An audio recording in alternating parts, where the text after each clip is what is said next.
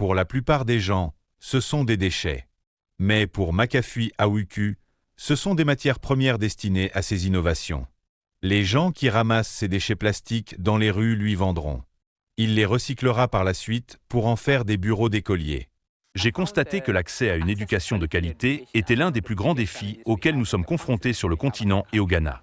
Je me suis donc demandé si je pouvais transformer les déchets plastiques en un matériau semblable au bois que je pourrais utiliser pour fabriquer des bureaux scolaires afin de permettre aux enfants d'étudier à l'école. L'innovation de McAfee arrive à un moment où le Ghana est confronté à un défi majeur en matière de pollution plastique. Le pays souffre par ailleurs d'un déficit de plus de 2 millions de bureaux d'écoliers dans les établissements scolaires publics. Située dans la banlieue d'Accra, cette école bénéficie déjà de bureaux fabriqués à partir de plastique recyclé. Certains viennent les toucher pour se rendre compte. Ils n'imaginaient pas que les bureaux étaient fabriqués à partir de déchets plastiques. Mais lorsque nous leur avons expliqué, ce sont les points qu'ils ont vus qui les ont convaincus. Ils sont très heureux, car jusqu'à maintenant, ils avaient toujours utilisé des bureaux en bois. Nous passons dorénavant au sachet grâce au recyclage. C'est une bonne initiative.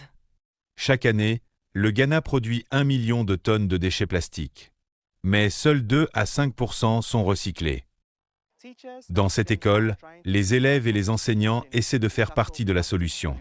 Ils séparent donc les plastiques des autres déchets pour les conserver dans ce réservoir. Ils seront ensuite envoyés à l'usine pour être recyclés en bureau. Le Ghana s'apprête à interdire l'utilisation du bois pour le mobilier scolaire dans le cadre d'une série de réformes environnementales visant à lutter contre la déforestation. Lorsque nous serons capables d'innover et de transformer les déchets plastiques en matériaux durables pouvant résister 20, 30 ou 50 ans, cela signifiera que nous pourrons piéger le carbone qui pourrait s'échapper lors de la combustion et du déversement à ciel ouvert des déchets. Mais les entrepreneurs sociaux ghanéens comme McAfee sont confrontés à des difficultés de financement pour aider à développer la production de leurs innovations. Les institutions financières ghanéennes n'ont pas de tarifs verts pour les startups et les entreprises écologiques. Les taux d'intérêt sont trop élevés, nous ne pouvons donc pas y avoir accès, car nos projets sont considérés comme très risqués.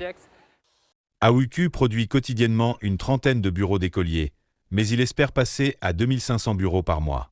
Il estime que le recyclage des déchets plastiques permet de préserver l'environnement et de créer des emplois durables pour les jeunes, bureau d'écolier après bureau d'écolier.